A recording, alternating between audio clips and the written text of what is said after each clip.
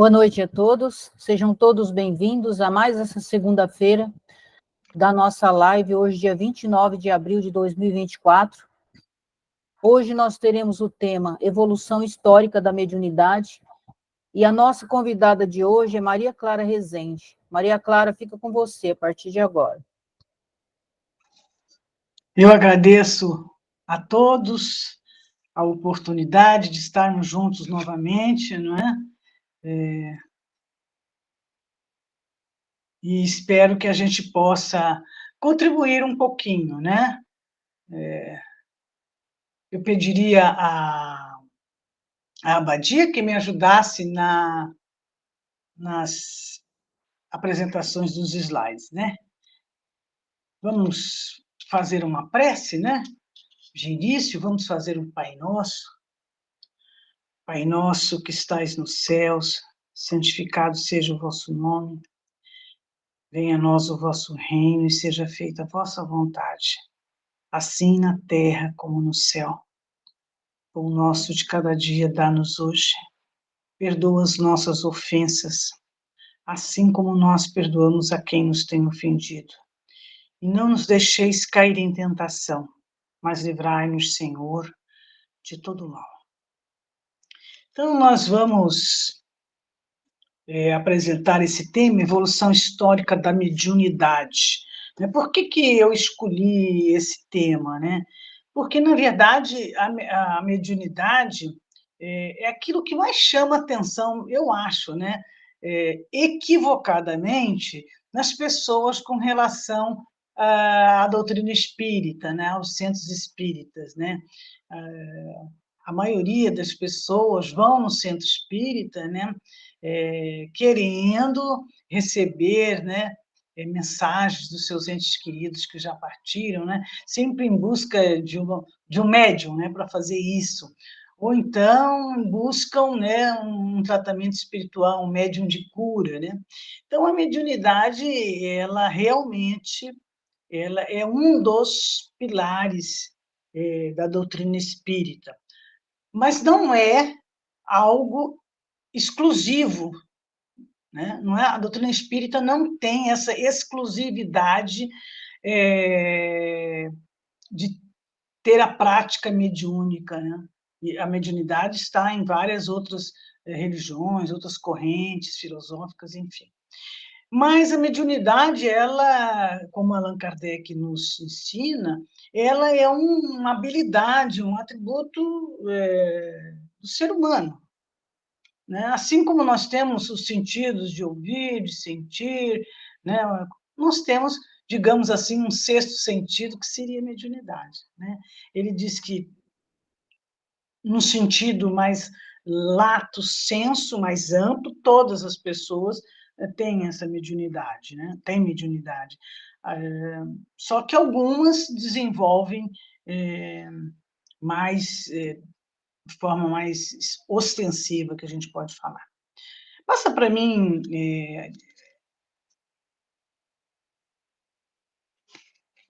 Então, a gente vai colocar, né, os princípios da doutrina espírita, eles são claros, né? A doutrina espírita tem alguns princípios: a existência de Deus, né, de um único Deus, a existência e imortalidade da alma, a pluralidade dos mundos, né, a pluralidade das existências, isso envolve a reencarnação, né, a comunicabilidade dos espíritos, que aí é a questão da mediunidade, as leis divinas ou leis morais, lei da evolução, lei do amor, lei da justiça, lei da sociedade, né? Várias outras leis, e a pluralidade dos mundos habitados. Então, a mediunidade faz parte dos princípios básicos da doutrina espírita. Pode passar. Por favor, pode passar. Como a mediunidade é uma faculdade inerente à espécie humana, como nós já dissemos, a comunicação entre os dois planos da vida sempre foi conhecida, desde os tempos imemoriais.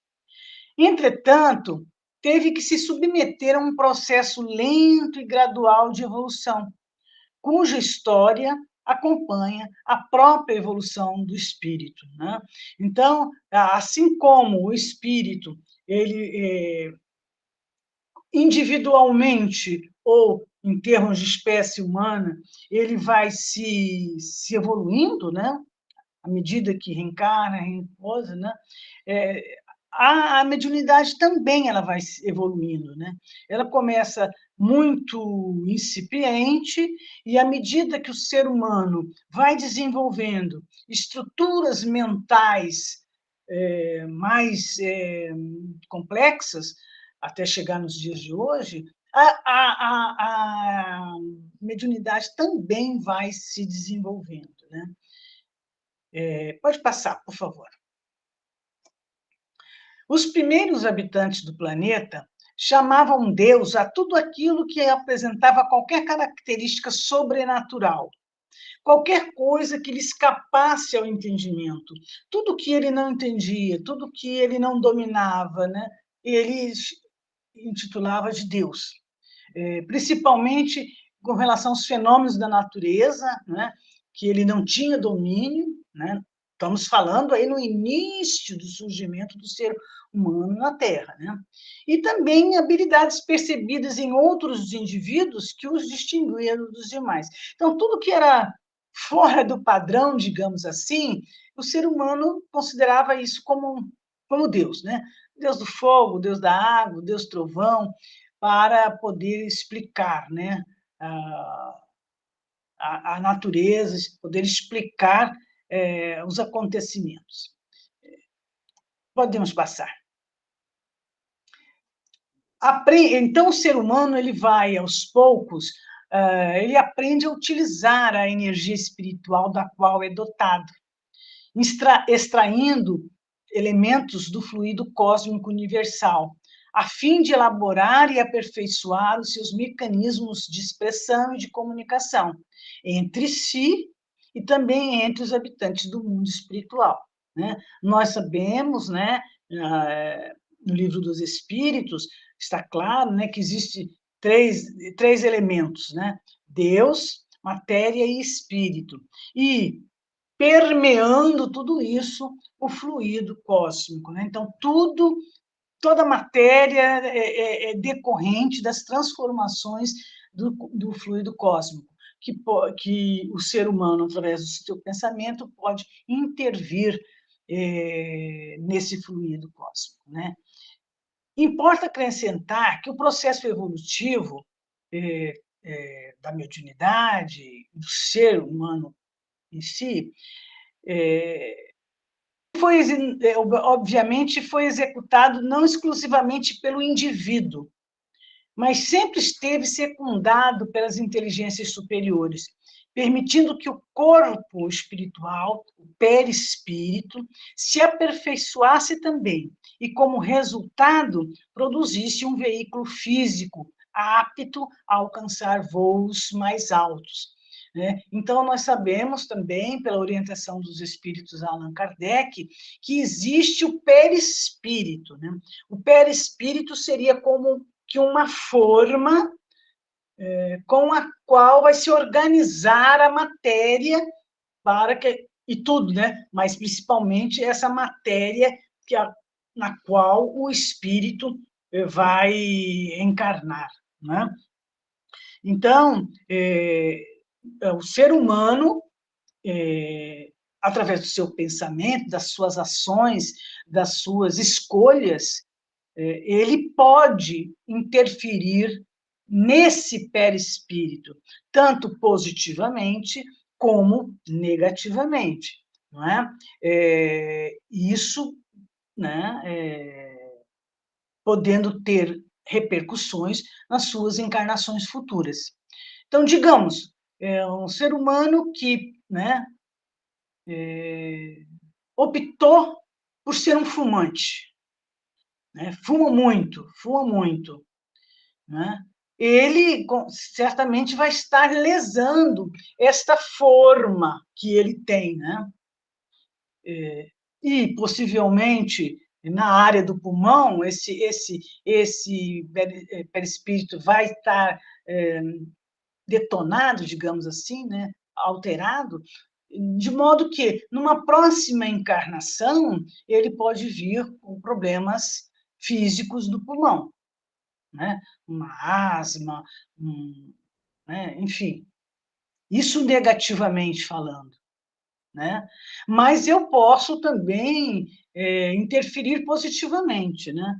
Então, à medida que o espírito vai evoluindo, ele vai também transformando o seu perispírito e moldando, né, os seus corpos futuros, digamos assim, né? Então, nós sabemos que cada planeta, né, ele tem um nível, né, de sintonia energético, né, que para encarnar nesse mundo você precisa ter um determinado tipo de perispírito. À medida que ele vai evoluindo, esse perispírito também vai se transformando, né? E isso aconteceu também em função da mediunidade, né? À medida que nós vamos nos evoluindo, nós vamos também transformando o nosso perispírito, né, para que em encarnações futuras, não, nesta ou em outras, né, a gente possa desenvolver a mediunidade com mais impositivo, uma forma mais impositiva, mais, a gente fala, ostensiva, tá? E a gente, o texto está dizendo, né, essa evolução ela não é feita só individualmente, né? Existem toda uma pleiade de espíritos que acompanham, né, a evolução da humanidade, do planeta, enfim, né? Pode passar, por favor. Então, à medida que o espírito evolui, ele aprende a refinar as ondas do pensamento, emitindo vibrações que atraem o pensamento e as ideias de espíritos semelhantes, encarnados e desencarnados, por meio dos recursos de sintonia, né? Nesse processo, as suas faculdades perceptivas são ampliadas, pois o psiquismo humano encontra-se mais bem estruturado, né? Como nós falamos no início, a mediunidade ela é muito rudimentar, né? E a partir do momento que vai havendo uma evolução do ser, né, essa mediunidade vai avançando. Por quê? Porque o ser humano ele também desenvolveu o seu pensamento, desenvolveu as suas faculdades psíquicas, as suas faculdades perceptivas. Então, à medida que nós vamos evoluindo mentalmente, isso, né, está afetando positivamente o nosso perispírito, né, na medida que, numa encarnação futura, eu tenha uma faculdade mediúnica mais acentuada. Podemos passar, por favor. Na obra A Evolução em Dois Mundos, de André Luiz, o André Luiz ele afirma que a intuição foi o sistema inicial de intercâmbio e que a produção do pensamento contínuo pelo espírito, que caracteriza a emissão mental do ser humano, habilitou o perispírito a desprender-se parcialmente nos momentos do sono reparador do corpo físico. Então, foi isso que a gente tinha colocado, né? À medida que nós vamos evoluindo, nós vamos tendo essa capacidade mediúnica, digamos, dilatada, aumentada, né? Consolidada, não é? Podemos passar. E é interessante que, mesmo que individualmente, a gente encontra muitas pessoas que nos dizem assim, eu não tenho nada, não tenho nenhum tipo de mediunidade, nenhum tipo de mediunidade. Talvez, mas a gente sabe que ninguém, pelo menos a intuição, uma vez na vida não teve, né? E a intuição, o que é? É um tipo de mediunidade, uma mediunidade primitiva, mas é um tipo de mediunidade, né? Mas, quando a gente fala mediunidade, né, a gente está o quê? Querendo se referir, né, aos psicógrafos, aquelas psicofonias, né, como fala? A vidência. Mas, então, isso eu nunca vi, nunca ouvi, né? Mas todo mundo tem alguma intuição, né? Qualquer pessoa, qualquer pessoa, um dia já se relacionou com alguém que falou: epa, essa pessoa está com uma energia ruim, né? Às vezes entra num lugar, não se sente bem, tudo isso é mediunidade, né? Então, para a gente entender essa história da mediunidade, a gente recomenda esses 3 livros que são importantíssimos: A Evolução em Dois Mundos, de André Luiz; A Caminho da Luz, de Emmanuel; O Espírito e o Tempo, de Herculano Pires. Né? A Caminho da Luz, nós vamos observar muito, né, o planejamento espiritual, né, que conduz a humanidade nesse processo evolutivo. Né? Podemos passar.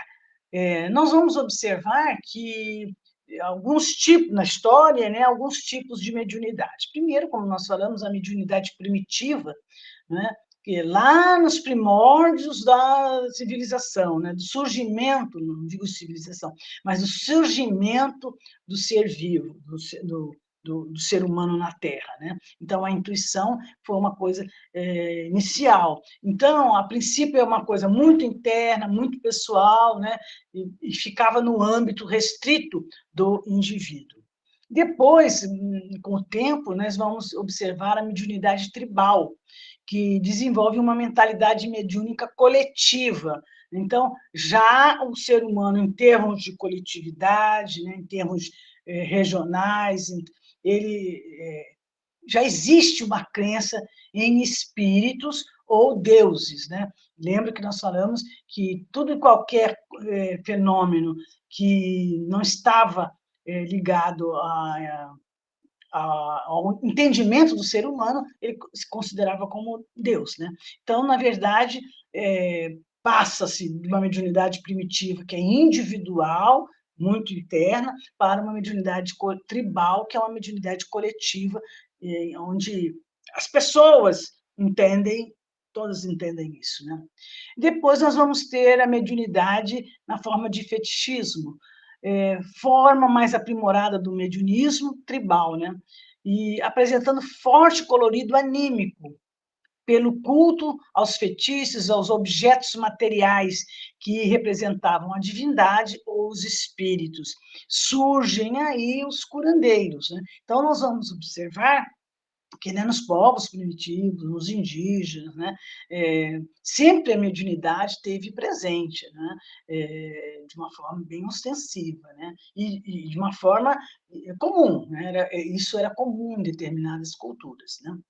Vamos passar. Nós temos também o mediunismo mitológico. Né? A prática mediúnica caracteriza-se pela presença dos mitos. Mitos são simbolismos narrativos da criação do universo e dos seres. E pela magia, práticas mediúnicas e anímicas de forte conotação ritualística. Né? Então, todo um ritual. Né? Lembrando, né, que esse simbolismo narrativo ele é muito importante, é muito importante. Eu vou dizer alguma coisa que pode até chocar vocês, mas, enfim, eu quero que vocês entendam. Com a pandemia, voltou-se a considerar que a ciência é a única forma de compreender o mundo. E isso não é verdade, né? Existem outras maneiras de interpretar o mundo, de entender o mundo. São vários conhecimentos. O conhecimento empírico, o conhecimento mitológico. Né? Então, a mitologia ela procura esclarecer, interpretar o mundo, né? A partir desses simbolismos. Né? A mais fala, a mais conhecida é a mitologia grega, né? É famosa, que todos nós conhecemos. Nós temos aí a nossa psicóloga Leila, né? E ela pode dizer muito como que a psicologia trabalha muito com esses mitos, não é mesmo? Depois desse mediunismo mitológico, nós vamos encontrar um mediunismo oracular, de oráculos. Né? Aparece no período da história humana considerada como o início da civilização. Ele é de caráter politeísta e religioso. mais famoso é o oráculo de Delfos. Você vê como a mitologia era muito forte na Grécia, nós vamos ver que essa mediunidade mitológica ela passa a ser uma mediunidade oracular, de oráculo, né? Mas não é só na Grécia. Não é só na Grécia. Nós temos o I Ching, por exemplo, né? Que é um famoso oráculo, que inclusive Jung trabalha muito com ele, né? Enfim, mas é no sentido de essa mediunidade no sentido de perguntar, né? De responder, né? A pessoa procura, né? O oráculo para perguntar alguma coisa, né? E o oráculo responde. Na antiguidade, segundo Emmanuel, nós vamos encontrar duas faces dessa mediunidade. É a face externa, que é de natureza politeística, teatral, supersticiosa, repleta de magia, de simbolismo, né? E destinada às manifestações públicas. Mas nós vamos ter uma face interna da mediunidade, né? De essência já monoteísta, envolvendo graus de iniciação, e praticada no interior dos templos por médiuns, magos, pitonisas, né? Genericamente denominados de iniciados, né? Que são mantidos sob a supervisão dos sacerdotes, né? É famosa, né, a passagem na Bíblia de Salomão, né? Ele, ele mesmo tinha proibido o uso da mediunidade, né? Mas ele estava numa situação complicada da guerra, ele como fala, se disfarça e ele vai, então, como fala, procurar uma pitonisa, e a pitonisa fala para ele que ele ia perder a guerra, né? E ele fica furioso e manda matar a pitonisa. Então, esses fatos estão na Bíblia, né? Vamos passar. Então, como a gente pode ver, a mediunidade tem em vários povos, né? Pode passar para mim? Nós podemos, por exemplo, no Egito, nós temos os livros dos mortos, que falam sobre todo o processo mediúnico. Nós temos os hindus, os Vedas, né? Que tem também todos os relatos da mediunidade. E temos nos judeus a Bíblia. A Bíblia é um solo abundante, né, de revelações mediúnicas. Só que no Velho Testamento nós temos a figura dos profetas, né? Os profetas que, através da sua mediunidade, revelam, né, as verdades. Moisés, né? O que Moisés fez, né? É um feito mediúnico, né? Ele recebeu, né, a Bíblia, né? Desculpe, os 10 mandamentos, foi uma manifestação de uma mediunidade de efeitos físicos, né? Enfim. Mas continuemos. Já a mediunidade no Novo Testamento, os apóstolos e discípulos de Jesus demonstram maior entendimento da mediunidade. Podemos passar, por favor. Eles demonstram maior entendimento da mediunidade, que, manifestada aos borbotões, no Novo Testamento, é utilizada para auxiliar o próximo. A partir daí, até o surgimento do Espiritismo, a mediunidade é considerada um instrumento de melhoria espiritual e não de domínio ou de poder, né? Sob o prisma do Cristo, né? O próprio Cristo, no Evangelho, né, está escrito, né, que ele se reuniu com Moisés e com Elias, conversou com eles, é uma sessão mediúnica, né? Está lá escrito, né? E o dia de Pentecostes, por exemplo, pode ser considerado o maior feito mediúnico conhecido até então, onde os apóstolos, né, recebem a mediunidade e eles começam a falar em várias línguas, né? Continuemos, por favor, pode passar. Na Idade Média, nós vamos ver que essa mediunidade já foi perseguida pela ignorância e fanatismo da igreja. Tudo que não estivesse alinhado com a igreja foi banido. Não só a mediunidade, como toda a ciência, né? Quem ditava as verdades era a igreja nascente, né? Os médiuns foram condenados a morrer queimados nas fogueiras, né? Nós temos o exemplo de Joana d'Arc, né? Ela era médium, conversava com Santa Cecília e ela foi queimada na fogueira, né?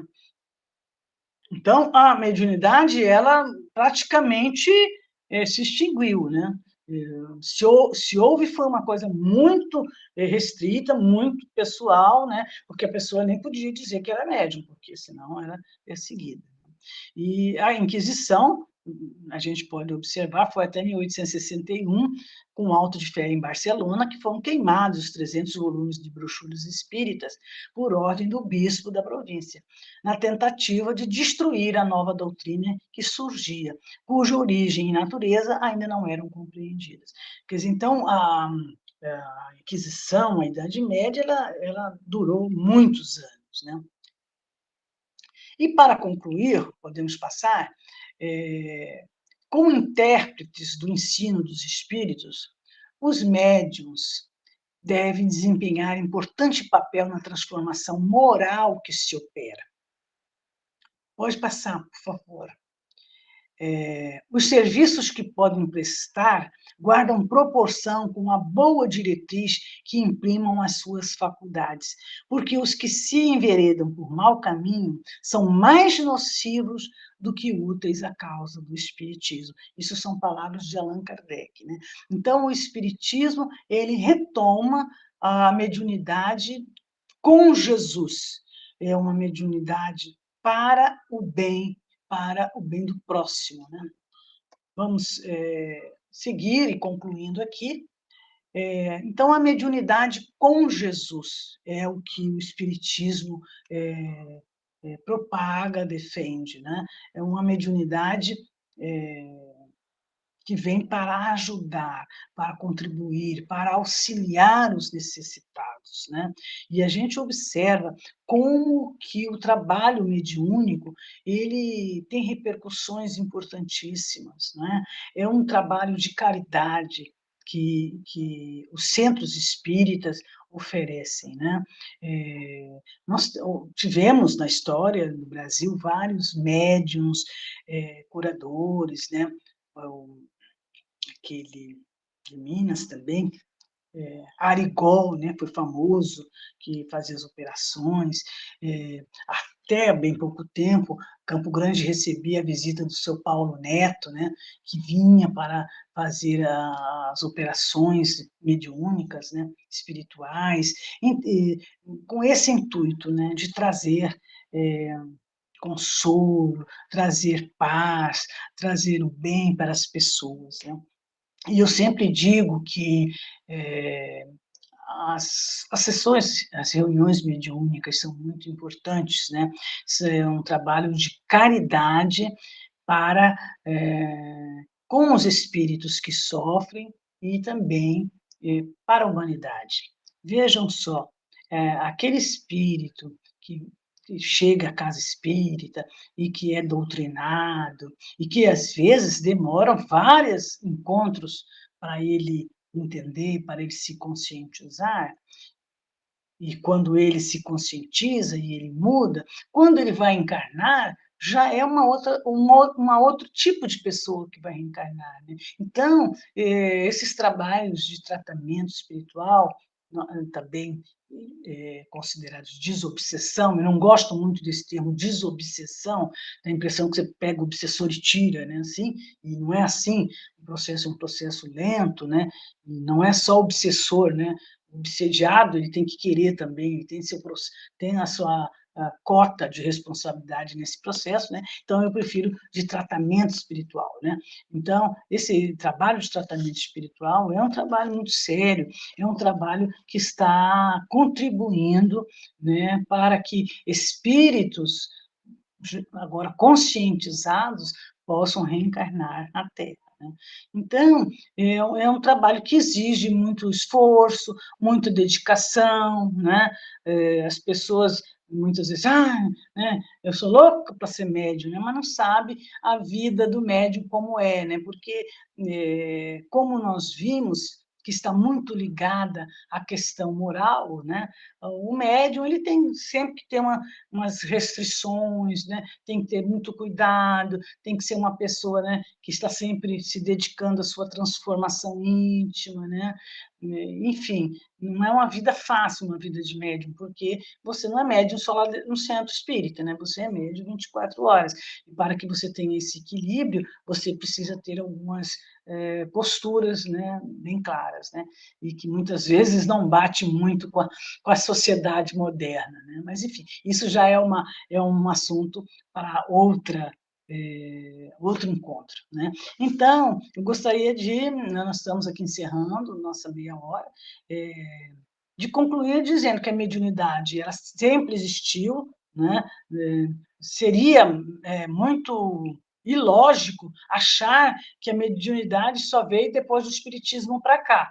Quer dizer, então a humanidade estaria, né, sem nenhuma relação com o mundo espiritual? Não, né? Desde o início, né, a mediunidade existe e ela vai se transformando à medida em que o ser humano se transforma, né? E hoje a doutrina espírita ela está aí nos conclamando ao estudo, né? A fé raciocinada, não é uma mediunidade de fetiches, né? Que nós precisamos de objetos, que precisamos de rituais, nada disso, porque nós sabemos que tudo está no nosso pensamento, né? Eu agradeço a todos vocês, gostaria de deixar nosso abraço para o Adão, para a Alessandro também, que está sempre nos contribuindo conosco lá no Ismael, e colocando à disposição para qualquer dúvida ou qualquer consideração. Ok? Muito obrigada. Obrigada, Maria Clara, mais uma vez, pela bela reflexão de hoje, por nos ter dado o prazer da sua companhia. E agora eu deixo se alguém quiser fazer algum questionamento, quiser contribuir com a Maria Clara, fique à vontade.